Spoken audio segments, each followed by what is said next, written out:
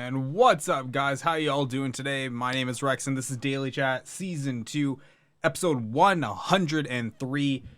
It has been almost a month, might even be a month, since we did the last Daily Chat. God, time goes fast. And what have we been doing in that month? GTA Vice City 4, the DLC, and 5. And we just wrapped up GTA 5 last night.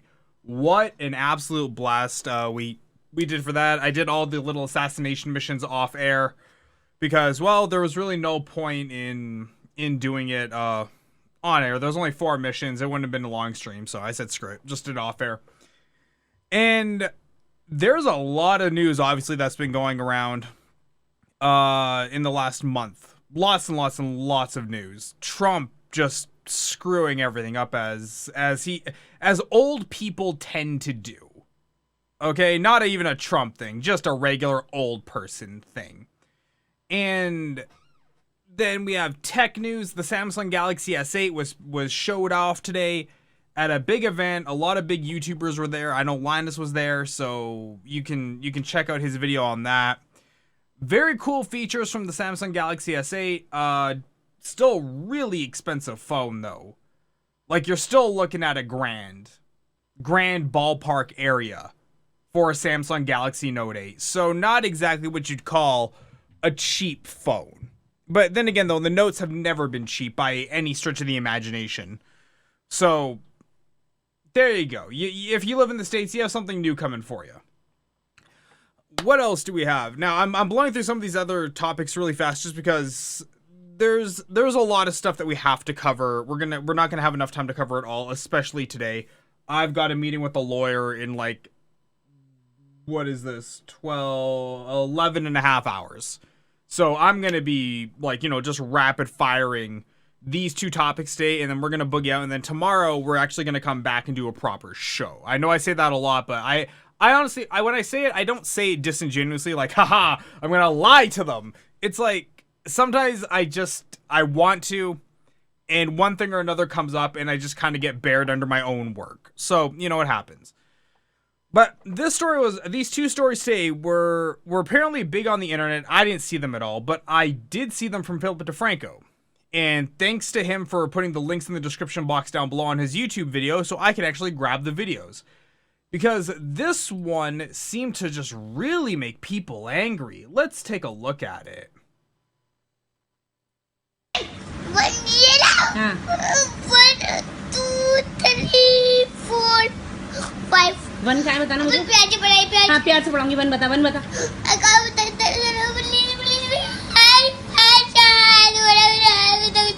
अच्छा headache हो रहा है one बना तो प्यार से गई है हाँ वन बता वन से पढ़ हाँ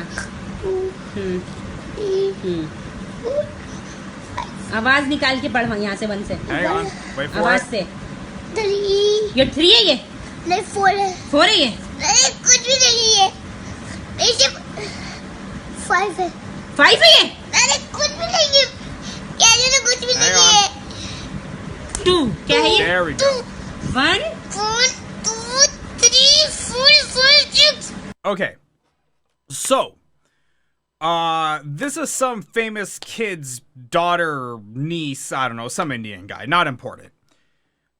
People are up in arms over this video. People are losing it over this video.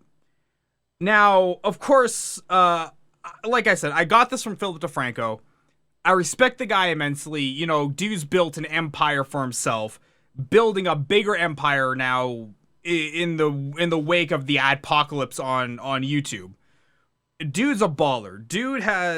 He leans very left. He admits to it. We all know it. That's not a secret. He's also a very new age modern parent. But here's the thing. And it's going to come off as racist, and I'm slightly okay with that. It doesn't really bother me, as it never really has. He is a white dude. Okay? He's a white dude. Yeah, he's half Italian or 1/4 Italian. I don't know. He's some fraction of ethnic, but he's not ethnic. He's a white dude. He's a white dude, and he claims to have lived in a mixed bag household, you know, half nice, half abusive, which I did too. My mom was the nice one. My dad was the abusive one. Hell, I remember there was a time in 4th grade. I got detention one time in my life because my dad beat the crap out of me in front of my teacher in 4th grade. It was horrific, but I only got it once. Now, he's saying that, like, you know, this is awful, and people are obviously saying, like, this is terrible, terrible. Look how distressed the child is. Let's take it. Let the actual ethnic person, let the actual Indian weigh in on this video, because there was nothing exceptional about this video. There was nothing. Like, at all. If you are brown, you saw this coming a mile away. There is nothing traumatic about that. There is nothing bad about that. You know what? Is it wrong to hit your kids? I don't know. That's up for debate. Some people say no. I don't really care. You know, it doesn't bother me. Call it deflection, call it coping, call it whatever you want. At the end of the day, you're wrong. It's not coping. It's people just process things differently. I was trained under that exact same mantra. The exact same mantra. I hold 3 degrees right now. I run my own company and I do other stuff for other companies. Not exactly doing poorly. Now, many of you might say, you know, well, that's just you. What about all the people who don't?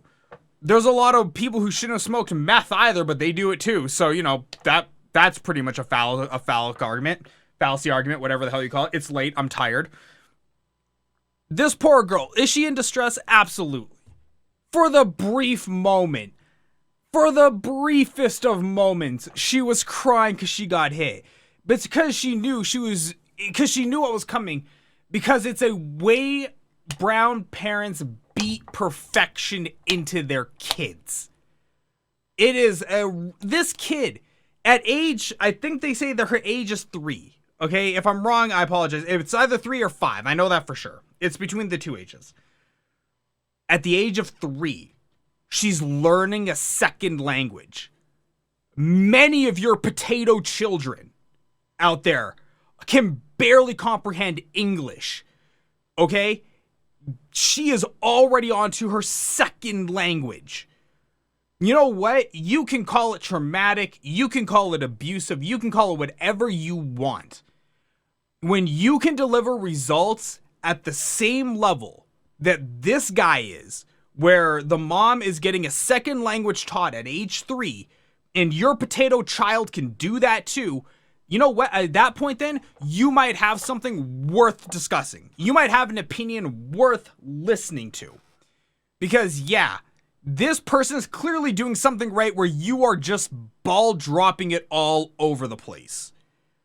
But that's just me. But of course though, once again, I'm the brown guy who grew up with this type of treatment.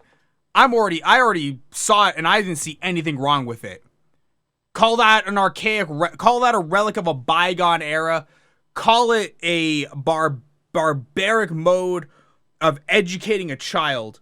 But when it's your child, you want the absolute best out of them and for them. And this person, this mom, she's good. Best person too, she's in India. So what the hell's America gonna do? They're not gonna do a damn thing. Like, Americans tend to want to keep weighing in all the time on other people's business. It's what we do nowadays. Just going on, what are we talking about? We're talking about the child. Hey, what up, Death Eater? Thank you so much for your follow. We're talking about the Indian child who got slapped by her mom when she was trying to teach her English.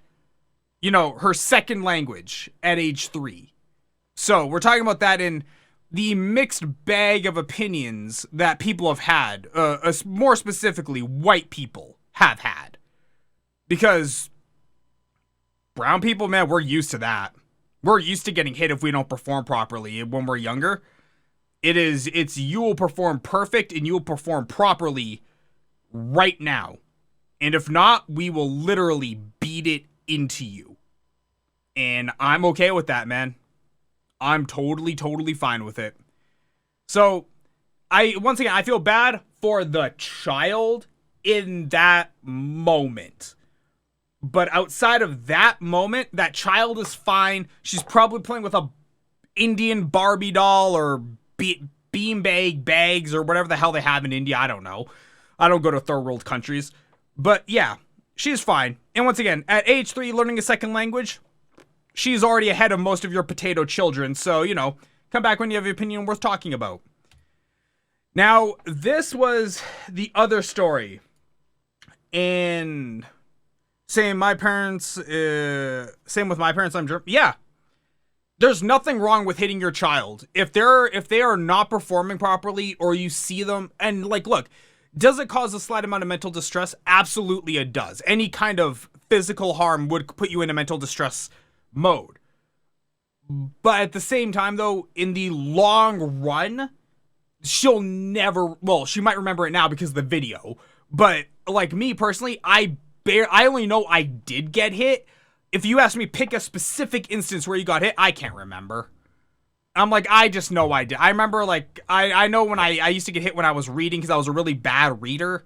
And I know there was instances where I got hit. I can't tell you the exact moment of duress I felt. I just remember getting hit.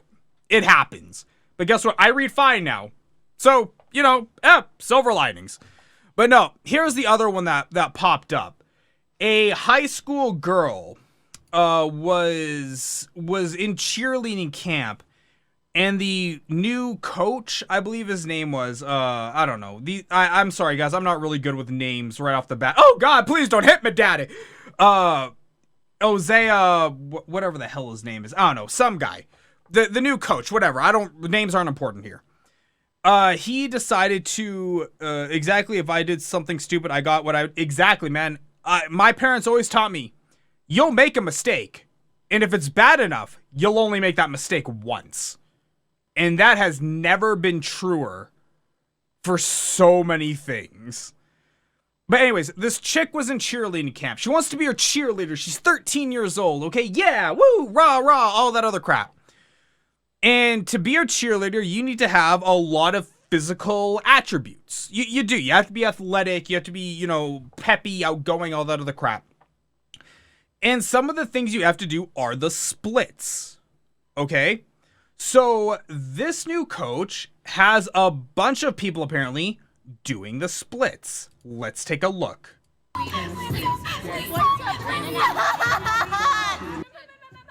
Video showing East High School cheerleaders being forced. Okay, so you hear that girl saying, no. I think she screams it like 9 times or something. It doesn't matter. The quantity of her no's don't really matter to me. Now the superintendent's gotten involved. The police are getting involved. The coach is on suspension. All because this girl didn't want to do the splits as a cheerleader. Look, I understand America especially lives in this bubble of participation trophies for everyone. If you want to do it, it doesn't matter if you're underqualified, you can join and you can do it. There are just some things that you just internally, or maybe you need to teach your children if they're young enough, that maybe you're not cut out for some things. Okay? I'm a pretty big dude. Like, I'm not gonna say I'm like, oh, I'm a 40-inch chest. I'm just a big dude. I'm a fat guy. I wasn't built for sports. I tried it once. My parents supported me. I realized it wasn't for me and I quit. You know what? Some things in life you just need to realize, if you can't physically perform the tasks required for that event or spectator sport or whatever, maybe you shouldn't be part of it. Maybe you should just say, you know what? I can't do the splits. Now, I don't know how heavy splits is incorporated into the routines of these girls. I know that it is a very standard feature. Like, splits in cheerleading is as common as a backflip. Okay? It's pretty common. So, maybe if you can't do the splits, maybe go join the marching band. Maybe go join the chess club. Maybe being popular and attractive and fun and easy is not in the deck for you. It's okay. You're only 13. You'll eventually get past it. But no, now they have to bring in all the legal ramifications imaginable under the sun. Just because this girl couldn't do the splits, now holding them down and forcing them to do so, that's its own bag of iffy territory. Okay, that's its own bag. And that's like holding someone down and making them do the splits. That's where I kind of say, like, okay, that's borderline, like, you know, that's crossing a few lines. But maybe when this girl could have avoided it if she had just known, like, hey, if they had come in and said, if this had been the opening day of cheer camp. Hello, cheerleaders. Welcome to East Colorado East High Cheerleading Camp. I'm your coach, Coach Smith. And this camp is going to be for cheerleading. Now, there are some physical requirements, and one thing we do incorporate is the splits. If you cannot physically do the splits, I am sorry, but you just might not have a place on the squad. Pretty simple. You're not excluding anyone. You let them know that there's physical requirements. No, not like any other job that says, you know, you might have to be lifting 40 pounds a day or 40 pounds at any given time. There's nothing wrong with that. You know, you're allowed to tell people that if you can't meet the physical requirements of this job, you might not get the job. She could always have been the water girl. But no. Now, and it drives me crazy because there's so often people are just looking at these things like, quick cash grab, baby, quick cash grab. And it's just not okay for the most part. But that's just my opinion. Chat, what's your opinion? Do you guys have anything to say about this? I always like to hear it. But yeah, that's those are the two big stories that really caught my attention today that were not tech related. One story from yesterday, and this might be the last thing we talk about today because I do have to get to bed to make my meeting in the morning. 17 months ago, and like I said, the story came out yesterday, but 17 months ago was the start of a bitter lawsuit between YouTubers H3H3 Productions and, I don't know, some other fool. I wish I could find his name here.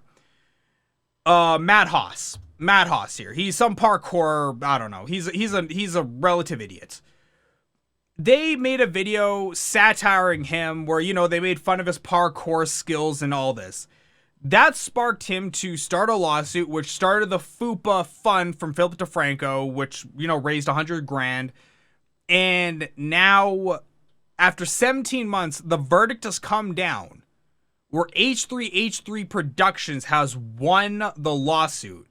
And in the judge's paperwork, I don't know what the legal term is, they have very vehemently stated that this is not stealing of content. This is directly in line with freedom. What the hell's it called? Oh, I'm tired. Fair use. It's firmly in line with fair use. It's not stealing, etc., etc. So yeah. They finally won, and while I'm not a fan of H3H3 Productions' work pretty much at all, I can't stand them really. What I do love, though, is the fact that this is a landmark case, because now a precedence has been set where we can go now. If, like, say Philip DeFranco came at me and wanted to sue me, saying, you know, oh, I took those clips, or the news companies whose clips I took of that video, and there's like, hey, he stole all of our content. I can now go to court and be like, you ruled here where this was okay. This is the exact same thing I did. It's right in line with that case. I'm okay. I win. And that's in a very kind of condensed form that is what this moment means, is for nerds everywhere. The Fair Use Act is actually going to start to get a lot more solidified in the space, which, hey, that's always good for us, man. That is fantastic. Okay, guys, I do have to get to bed. I'm sorry. I know, very short show. Like I said, we're only going to do 3. I've got the rest of the topics loaded here. We'll cover them tomorrow. Guys, thanks so much for tuning in. If you haven't already hit your follow buttons, do hit your follow button. Subscribe on YouTube. New videos going up pretty much almost every day. Or at least, if not new videos, the archive of the daily chats. So in case you missed them, you can always catch them there. Guys, thanks so much for tuning in. I've been Rex. This has been Daily Chat Season 2, Episode 103. And I will see all of you tomorrow. Bye.